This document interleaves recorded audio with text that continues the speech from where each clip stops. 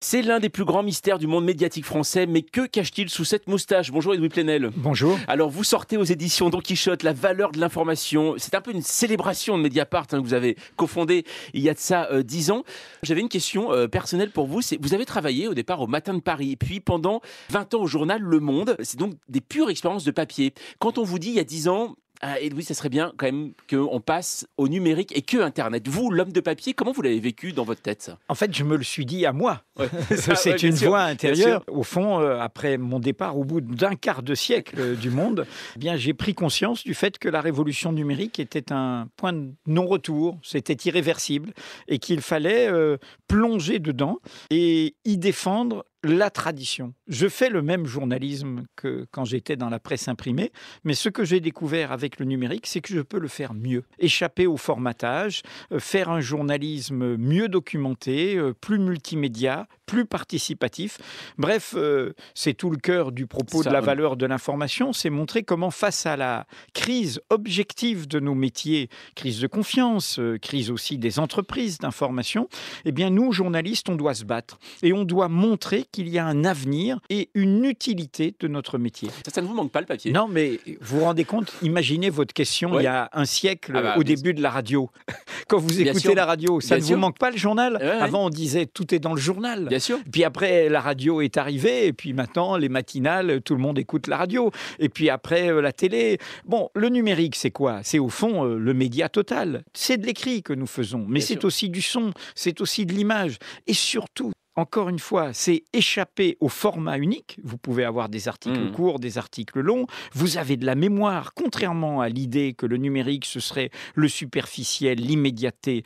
C'est grâce aux liens hypertextes, c'est des dossiers. Et puis, enfin, c'est le fait que nous, journalistes, et la radio avait inventé ça avec le dialogue avec les auditeurs. Avec le numérique, par rapport à la presse papier, on est descendu de l'estrade. On n'est plus au-dessus de ces lecteurs. Quand j'étais au Monde, je faisais le journal et mon retour, c'était quoi? C'était mes collègues. Là, aujourd'hui, s'il y a un problème dans Mediapart, je le sais tout de suite.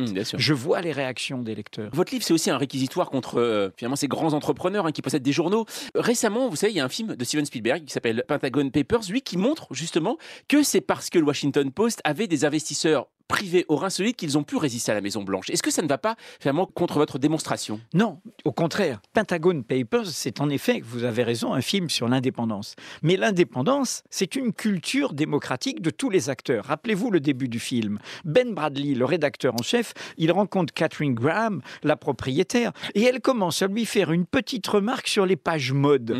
Et là, il se tourne vers elle, elle lui dit « Catherine, arrêtez de mettre le nez dans mes affaires ». Il met un mur. Donc la question que je pose n'est pas le fait que c'est mal qu'il y aurait des propriétaires privés. C'est premièrement la question de la nature de ces propriétaires privés et deuxièmement, la culture démocratique de tous les acteurs. La nature, c'est quoi? C'est ce que Beuve-Méry, le fondateur du Monde, appelait la presse d'industrie. Katharine Graham, elle était fidèle à son père qui était un industriel de presse, fier de la presse et du rôle démocratique de la presse, et elle va le montrer dans cette histoire des papiers du Pentagone sur la guerre du Vietnam. Aujourd'hui, qu'est-ce que nous avons en France? Nous avons des industriels d'autres métiers.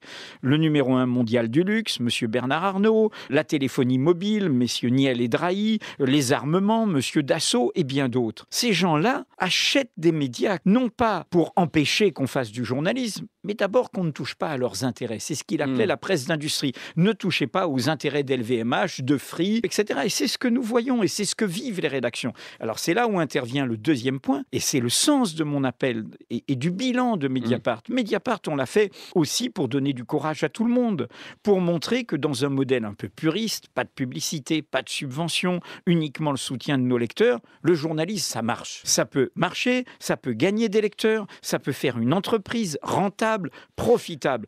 Et bien donc, il faut se battre. Et il faut se battre pour que cette frontière existe, pour ne pas permettre ce mélange des gens. Et cette culture démocratique est essentielle. Nous sommes un pays paradoxalement non politiquement libéral de ce point de vue. La question des aides publiques à la presse, je le dénonce.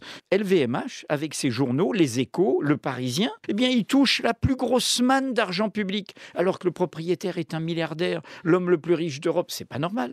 La mise à jour d'Edoui Plenel, c'est toute la journée sur France Info.